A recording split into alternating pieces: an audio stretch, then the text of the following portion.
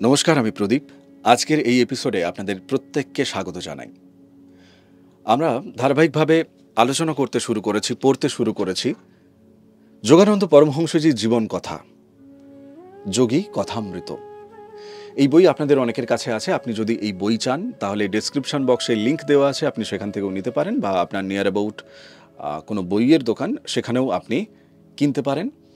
আর নইলে free of cost আপনি এইভাবে এপিসোডে পাবেন, কেননা এখানে আমরা যেটা করছি সেটা আলোচনা। আমি পাঠ করতে করতে কিছু জায়গায় আমার বোধবুদ্ধি দিয়ে যতটুকু আমি বুঝতে পারছি সেটা আমি বলার চেষ্টা করব, এবং আপনি কমেন্ট বক্সে আপনি আপনার মতামতটাও কিন্তু লিখবেন যে এই এপিসোড থেকে আমাদের কি কি নেওয়ার আছে, আমরা কি কি শিখবো, কি কি জানার আছে। কেমন? আসুন আজকের এপিসোড আমরা শুরু করি। অবিনাশবাবু তিনি তখন বলতে শুরু করলেন, তোমার জন্মাবার অনেক আগে আমাদের উপরওয়ালা অর্থাৎ তোমার বাবার কাছে কাশীতে আমার গুরুদেবকে দর্শনের জন্য অফিস হতে 1 সপ্তাহের ছুটি চাইলাম। তোমার বাবা তো আমার মতলবটি হেসেই তিনি উড়িয়ে দেওয়ার চেষ্টা করলেন। তারপর তিনি বললেন, আরে শোনো, ধর্ম ধর্ম করে পাগল হবে নাকি? চাকরিতে যদি উন্নতি করতে চাও তো অফিসের কাজকর্মে ভালো করে মন দাও। অত্যন্ত বিষণ্ণ মনে সেদিন জঙ্গলের পথ ধরে অফিস হতে বাড়ি ফিরছি, এমন সময় দেখি তোমার বাবা পালকি চড়ে চলেছেন। আমাকে দেখে তিনি পালকি থেকে নেমে পড়লেন আমার সঙ্গে বাড়ি ফিরবার জন্য। পালকি আর বেহারাগুলোকে বিদায় দিয়ে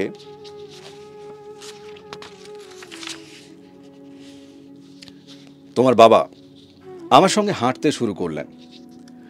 সান্ত্বনা দেবার ছলে তোমার বাবা পার্থিব উন্নতির চেষ্টাতে যে সুবিধা আছে, নানান ধরনের সুবিধা আছে, সেই কথা আমায় বোঝাতে লাগলেন।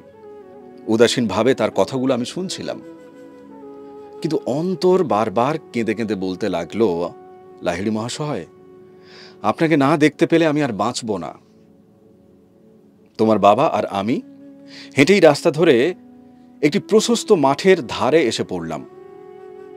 শেষ অপরাহ্নের সূর্যকিরণ তখনও দীর্ঘ তরঙ্গায়িত বন্য তৃণদলের অগ্রভাগগুলি রঞ্জিত করে তুলেছিল। অর্থাৎ সূর্য ডুবছে, অর্থাৎ অস্ত যাচ্ছে। ফাঁকা মাঠ, তার উপর যে ঘাস, ঘাসের ডগাগুলোকেও কিন্তু একেবারে সূর্যের রশ্মি কিন্তু একেবারে ভিজিয়ে রেখেছে বলা যেতে পারে। অবাক বিস্ময়ে আমরা দাঁড়িয়ে পড়লাম সেই মনোরম শোভা দেখবার জন্য। সেই ফাঁকা মাঠের মাঝখানে মাত্র কয়েক গজ দূরেই আমার পরম আরাধ্য গুরুদেব লাহিড়ী মহাশয় হঠাৎ সশরীরে তিনি আবির্ভূত হলেন।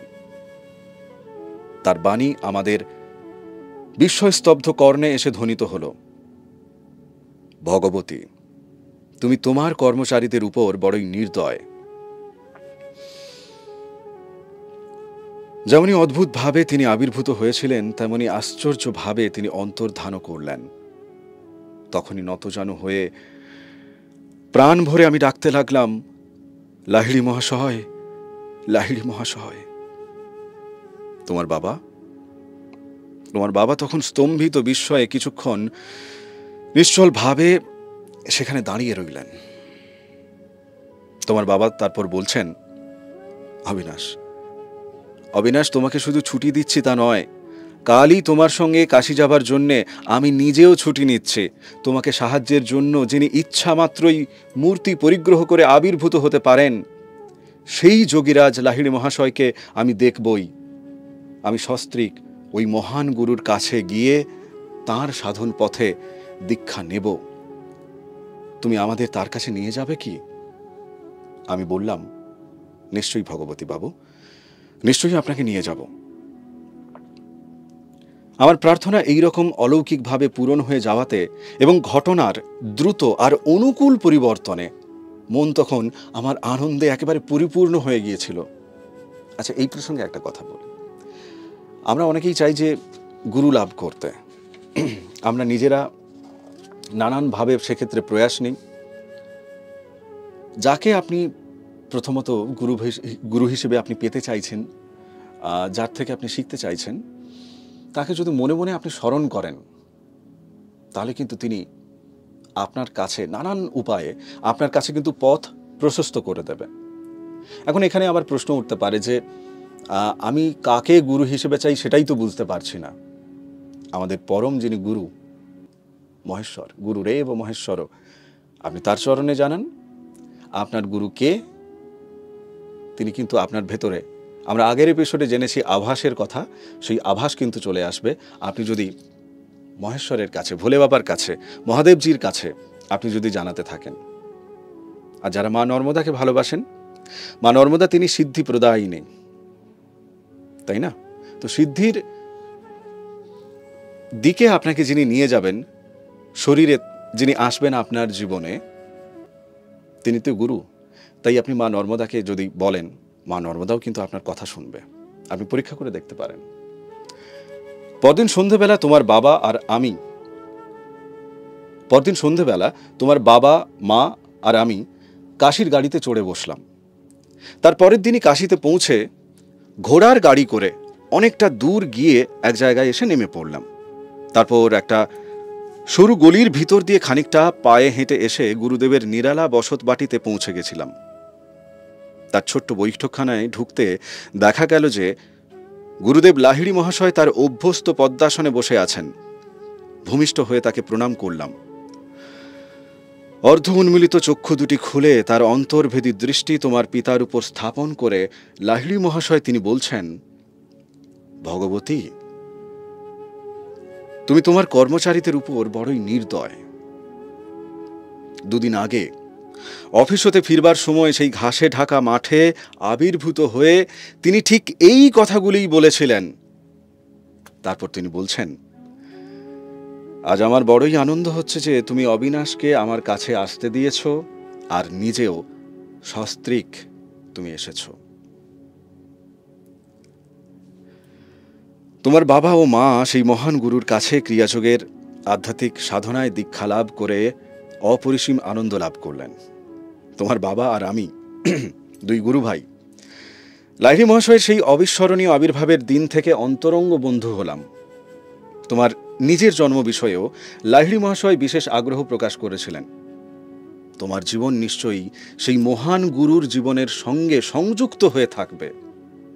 সদ্গুরুর আশীর্বাদ কখনো বিফল হয় না। এবার যোগানন্দজি তিনি তার নিজের কথা বলছেন। আমার এই সংসারে আসবার কিছুকাল পরেই লাহিড়ী মহাশয় ইহজগৎ পরিত্যাগ করেন। পিতা যখন যেসব শহরে বদলি হতেন, আমাদের সব শহরে আমাদের বাড়ির ঠাকুর ঘরে অলঙ্কৃত ফ্রেমে লাহিড়ী মহাশয়ের ছবি নিত্য পূজার জন্য রাখা থাকত। প্রায় প্রত্যহই সকাল ও সন্ধ্যায় মা আর আমি একটি সদ্য রচিত বেদির উপর লাহিড়ী মহাশয়ের ছবি স্থাপন করে চন্দন সিক্ত পুষ্প অর্ঘ্য দিয়ে ধ্যানে বসতাম। ধূপ ধুনা আর গুগ্গুলের সঙ্গে মাতা ও পুত্রের মিলিত ভক্তি ধারায় আমরা দেবত্বের পূর্ণ বিকাশ লাহিড়ী মহাশয়ের প্রতি আমাদের অন্তরের ভক্তি ও শ্রদ্ধা নিবেদন করতাম। দেখছেন, মা এবং ছেলে একসাথে তারা বসছেন ধ্যানে। আমি যদি একটু গ্রাম বাংলার কথা বলি, আমি জানি না শহরের বিষয়টা কীরকম।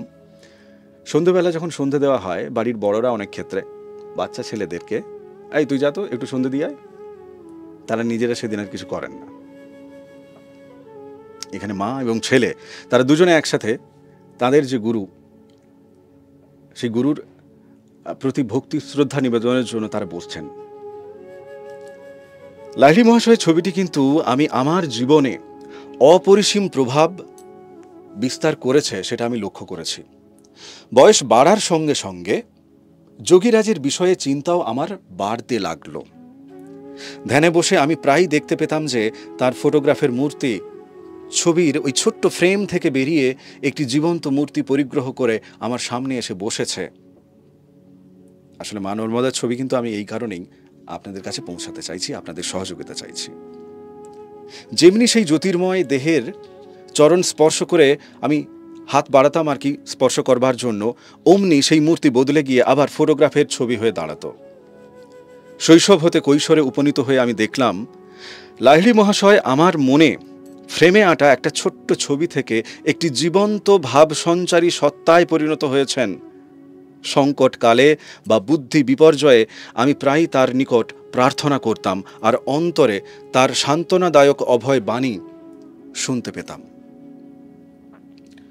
তিনি সশরীরে বর্তমান নেই বলে প্রথম প্রথম বড় দুঃখ বোধ করতাম, কিন্তু পরে যখন তার গূঢ় সর্বব্যাপিত্ব আমার কাছে প্রকাশ পেতে লাগলো, তখন আর আমার ক্ষোভের কোনো কারণ রইল না। তার দর্শনের জন্য অতি উৎসুক শিষ্যদিগকে তিনি প্রায়ই লিখতেন, দেখো, তোমাদের কূটস্থের মধ্যেই আমি সর্বদা রয়েছি। তখন এই হাড় মাংসের খাঁচাটাকে আর দেখতে আসা কেন? মানে লাহিড়ী মহাশয় তার শিষ্যদেরকে তিনি বলছেন, যখন শিষ্যরা তাদের মানে ইচ্ছেটা নিয়ে, দর্শনের ইচ্ছে নিয়ে গুরুজির কাছে আসছেন, গুরুদেবের কাছে যেতেন, তখন লাহিড়ী মহাশয় তিনি বলছেন যে, আরে তোমাদের কূটস্থের মধ্যেই আমি আছি। অর্থাৎ আধ্যাত্মিক যে দর্শন, তোমাদের ভেতরেই আমি আছি, কেন আসছো আমার এই হাড় মাংসের শরীরটাকে দেখতে? তো গুরু তিনি শরীরে থাকুন বা না থাকুন, তিনি কিন্তু সর্বব্যাপী, যদি তিনি সদ্গুরু হন। এবং গুরুর সাথে আপনার সম্পর্ক যদি ভক্তি শ্রদ্ধার হয়, প্রেমের হয়, তাহলে কিন্তু আপনি অনেক কিছু পাবেন, চোখ বন্ধ করেও অনেক কিছু দেখতে পাবেন। যখন আমার 8 বছর বয়স, সেই সময় লাহিড়ী মহাশয়ের ফটোগ্রাফের কৃপায় আমার একবার অত্যাশ্চর্যভাবে রোগ মুক্তি ঘটেছিল। এই ঘটনা আমার ভক্তিকে আরো গাঢ়তর করে তুলেছিল। বাংলাদেশে একবার আমাদের পৈতৃক ইচ্ছাপুরের বাড়িতে থাকার সময় আমি দারুণ এশিয়াটিক কলেরায় আক্রান্ত হই। জীবনের আর কোনো আশাই ছিল না। ডাক্তারেরা তারা কিছুই করতে পারলেন না। রোগশয্যার পাশে বসে মা আমার মাথার উপর দেওয়ালে টাঙানো লাহিড়ী মহাশয়ের ছবির দিকে ইঙ্গিতে আমার দৃষ্টি আকর্ষণ করার জন্য প্রাণপণে উন্মত্তের মতো চেষ্টা করতে লাগলেন। তিনি জানতেন আমি এত দুর্বল যে প্রণাম করবার জন্য হাত তোলবার ক্ষমতাও আমার নেই। তাই তিনি বললেন, মনে মনে প্রণাম করো। যদি তোমার আন্তরিক ভক্তি থাকে আর মনে মনে তাকে সাষ্টাঙ্গে প্রণাম করো, তাহলেই তুমি প্রাণে বেঁচে যাবে। আমি ফটোগ্রাফের দিকে চেয়ে রইলাম। হঠাৎ দেখলাম সেখান থেকে এক চোখ ঝলসানো উজ্জ্বল আলো আমার সমস্ত শরীর আর ঘর ছেয়ে ফেলেছে। আমার বমি বমি ভাব আর অন্যান্য প্রবল উপসর্গ সকল একেবারে অন্তর্হিত হল। আমি বেশ সুস্থ হয়ে উঠলাম। গুরুর প্রতি মায়ের অপরিমেয় বিশ্বাসের পরিচয় পেয়ে নিচু হয়ে হাত বাড়িয়ে মায়ের পায়ের ধুলো নেবার জন্য যথেষ্ট শক্তি আমি সঙ্গে সঙ্গে পেয়ে গেলাম। মা বারংবার সেই ক্ষুদ্র ছবিটিতে মাথা ঠেকিয়ে বলতে লাগলেন, হে সর্বব্যাপী গুরুদেব, আপনার জ্যোতিই আমার সন্তানকে রক্ষা করেছে, আপনাকে প্রণাম, আপনাকে প্রণাম। আমি বেশ বুঝতে পারলাম যে তিনিও সেই অত্যুজ্জ্বল জ্যোতির বিকাশ লক্ষ্য করেছিলেন, যার কারণে আমি আমার সেই সাংঘাতিক করাল ব্যাধি হতে সঙ্গে সঙ্গে মুক্তিলাভ পেয়েছি। তো আমাদের এই যে জীবনের যে ট্রান্সফরমেশনগুলো, সেগুলো ধীরে ধীরে না, কৃপা যখন আপনার কাছে আসে সাথে সাথেই আপনাকে কিন্তু পরিবর্তন করে দেয়।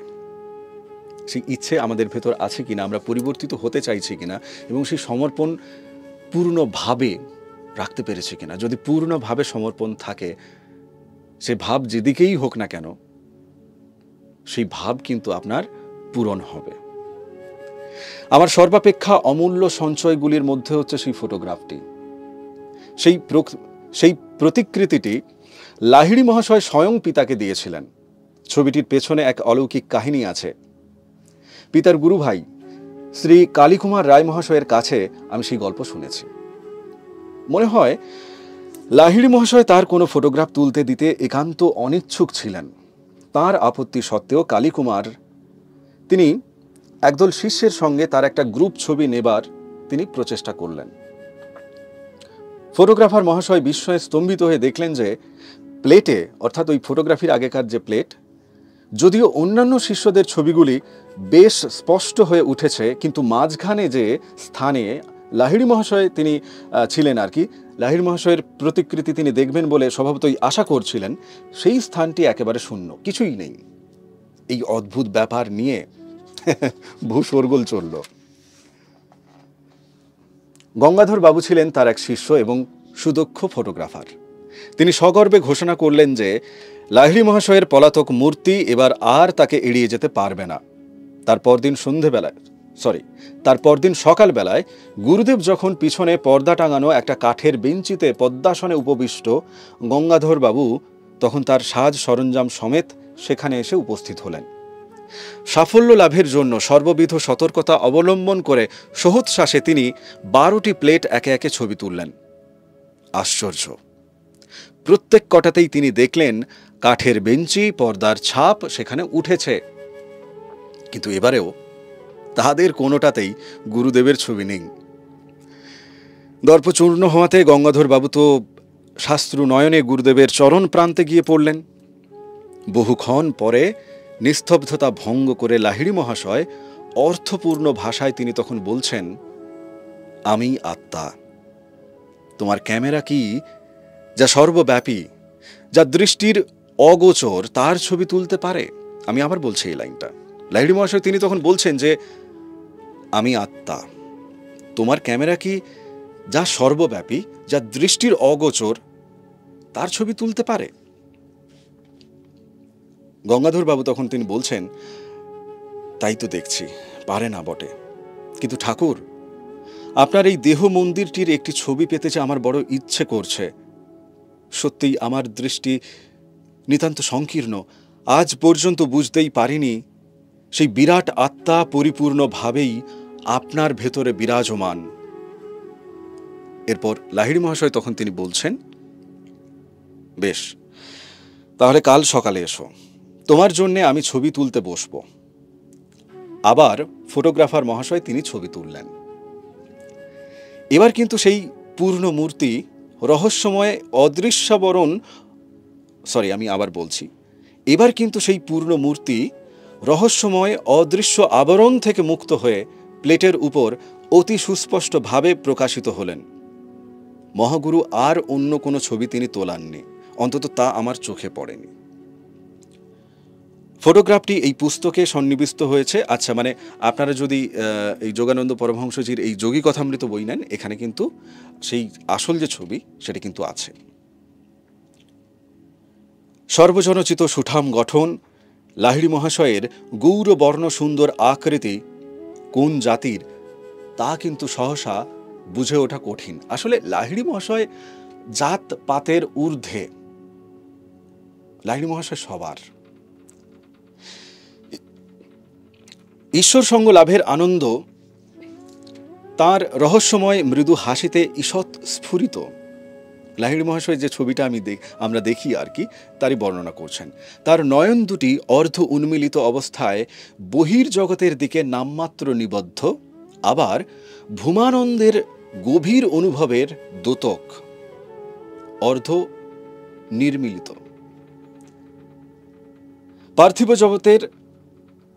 পার্থিব জগতের তুচ্ছ আকর্ষণ সম্পূর্ণভাবে মিশ্রিত হয়ে তাঁর কৃপা প্রার্থী সমাগত নরনারীদের আধ্যাত্মিক সমস্যার সমাধানে তিনি কিন্তু সর্বদাই জাগরুক ছিলেন। লাহিড়ী মহাশয়ের প্রতিকৃতির অলৌকিক শক্তি প্রভাবে আরোগ্য লাভের অল্পকাল পরে আমার এক অপূর্ব আধ্যাত্মিক ভাব দর্শন লাভ হয়। একদিন সকালবেলায় বিছানায় বসে থাকতে থাকতেই এক জাগর স্বপ্নে আমি মগ্ন হলাম। বন্ধ চক্ষুর অন্ধকারের আড়ালে কি আছে? আমরা যদি চোখ বন্ধ করি, এর আড়ালে তাহলে কি আছে? এই মর্মসন্ধানী প্রশ্নটি মনের গহনে প্রবলভাবে উদয় হল। সঙ্গে সঙ্গে অন্তশ্চক্ষুতে এক বিরাট জ্যোতির্স্ফুরণ হল। পর্বত গুহার মধ্যে ধ্যানে উপবিষ্ট সাধু সন্তদিগের দিব্য মূর্তি সকল আমার ললাটের ভিতর প্রশস্ত জ্যোতিপুটে সিনেমার মতো ক্ষুদ্র ছবির মতো প্রতিভাত হল। উচ্চস্বরে আমি বললাম, আপনারা কে? উত্তর এলো, আমরা সব হিমালয়ের যোগে। সত্যি সে স্বর্গীয় বাণী বর্ণনা করা কঠিন। হৃদয় আমার আনন্দে একেবারে পুলকিত হয়ে উঠল। আমি বললাম, আমারও অন্তরের একান্ত বাসনা যে হিমালয়ে গিয়ে আপনাদের মতো যোগী হই। আমি দেখলাম দৃশ্যটি মিলিয়ে গেল, কিন্তু তার রজত রশ্মি রেখা ক্রমবর্ধমান বৃত্তাকারে অনন্তের দিকে প্রসারিত হতে লাগলো। আমি প্রশ্ন করলাম, এই অপূর্ব আলোর ছটা কিসের? মেঘমন্দ্র ধ্বনিতে উত্তর এলো, আমি ঈশ্বর, আমি জ্যোতি। আমি সঙ্গে সঙ্গে বললাম, আমি তোমার সঙ্গে এক হয়ে যেতে চাই।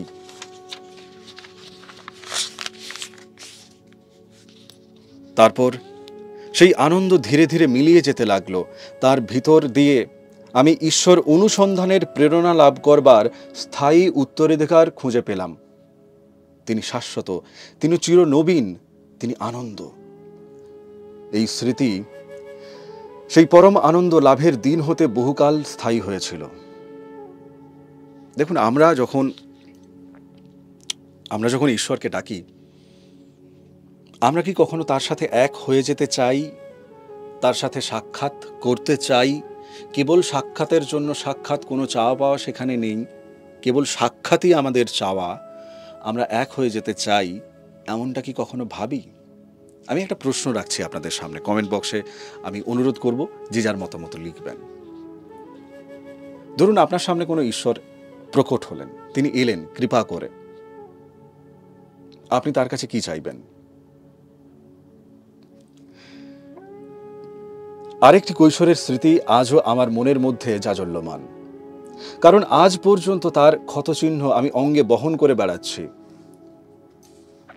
আমার জ্যেষ্ঠা ভগিনী উমা দিদি আর আমি একদিন সকালে আমাদের গোরখপুরের বাড়ির উঠোনে এক নিম গাছের তলায় বসে আছি। নিকটস্থ টিয়া পাখিদের নিমফল খাওয়া দেখার ফাঁকে ফাঁকে একটা বাংলা শিশু পাঠ্য পুস্তকের সাহায্যে তার কাছে, অর্থাৎ আমার দিদির কাছে, আমার পাঠাভ্যাস চলছিল। পায়ে ফোঁড়া হয়েছে বলে উমা দিদি একটা মলমের শিশি আনলো। মলমের খানিকটা আঙুলে নিয়ে আমি আমার হাতের উপর লাগিয়ে দিলাম। উমা দিদি বলল, শুধু শুধু সুস্থ হাতে মলম লাগানো হচ্ছে কেন? হ্যাঁ? আমি বললাম, দেখ দিদি দেখ, আমার মনে হচ্ছে কাল আমার হাতেও একটা ফোঁড়া বের হবে। যে জায়গায় ফোঁড়াটা বেরোবে সেইখানে আমি তোমার এই মলমটা লাগিয়ে দিচ্ছি। আমার দিদি তখন বলছেন, ধুৎ, মিথ্যুক কোথাকার। দিদি, খবরদার আমায় কিন্তু মিথ্যুক বলবে না, আগে দেখো কাল সকালবেলায় কি হয়। রাগে আমার সর্বশরীর পূর্ণ হয়ে গিয়েছিল। উমা দিদির মনে কিন্তু কোনো রেখাপাত হলো না, উপরন্তু বার তিনেক তো আমায় টিটকিরিয়ে দিলে। স্বরে দৃঢ় সংকল্প প্রকাশ করে ধীরে ধীরে আমি বললাম, আমার অন্তরের প্রবল ইচ্ছা শক্তির জোরেই আমি বলছি যে কাল আমার হাতে ঠিক এই জায়গাটাতেই এক বড় সড়ো গোছের ফোঁড়া বেরোবে, আর তোমার ফোঁড়াটি এখনকার মাপের ঠিক দ্বিগুণ হয়ে ফুলে উঠবে, তুমি দেখে নিও। সকালবেলায় দেখা গেল ঠিক নির্দিষ্ট স্থানটিতে আমার একটি সুস্পষ্ট ফোঁড়া উঠেছে, আর উমা দিদির ফোঁড়াটির আকারও দ্বিগুণ হয়ে দাঁড়িয়েছে। চিৎকার করে দিদি তো মাকে বলতে ছুটল যে মুকুন্দ একটি জাদুকর হয়ে দাঁড়িয়েছে। মা সবকিছু শুনে গম্ভীরভাবে আমায় তিনি বারণ করলেন যাতে আমি কখনো কারো ক্ষতি করবার জন্য যেন বাক্যের শক্তির অপব্যবহার না করি। আমিও তার উপদেশ সর্বদা স্মরণে রেখে আজ পর্যন্ত তা পালন করে চলেছি। আমার ফোঁড়াটিতে অস্ত্রোপচার করতে হলো। ডাক্তারের অস্ত্র প্রয়োগের সুস্পষ্ট চিহ্ন আজও পর্যন্ত আছে। মানুষের কেবলমাত্র বাক্যের শক্তির নিত্য স্মারক স্বরূপ সেই ক্ষত চিহ্ন আমার দক্ষিণ হস্তের উপর বিরাজমান। উমাদিদির প্রতি ওই সব সরল আর আপাত নির্দোষ কথাগুলি গভীর একাগ্রতার সঙ্গে উচ্চারিত হবার সময় অন্তর্নিহিত শক্তি বলে বোমার মতো বিস্ফোরণ ঘটিয়ে ক্ষতিকর অথচ নিশ্চিত ফল প্রসব করেছিল। পরে অবশ্য আমি বুঝেছিলাম যে বাক্যের ভিতরকার বিস্ফোরক স্পন্দন শক্তি সুবিবেচনার সঙ্গে প্রয়োগ করতে পারলে মানুষের জীবনকে আপদ মুক্ত করতে পারা যায়, আর তার ক্রিয়া প্রকাশের জন্য এই ক্ষতচিহ্ন উৎপাদন বা তার জন্য ভৎসনা লাভ কোনো কিছুর প্রয়োজন হয় না। এই যে ঘটনা, এই ঘটনা আমাদেরকে কি শেখায়? আমাদের কথার দ্বারা মানুষের সাথে আমরা শত্রুতা তৈরি করি, আমাদের কথার দ্বারা মানুষের সাথে বন্ধুত্ব তৈরি করি।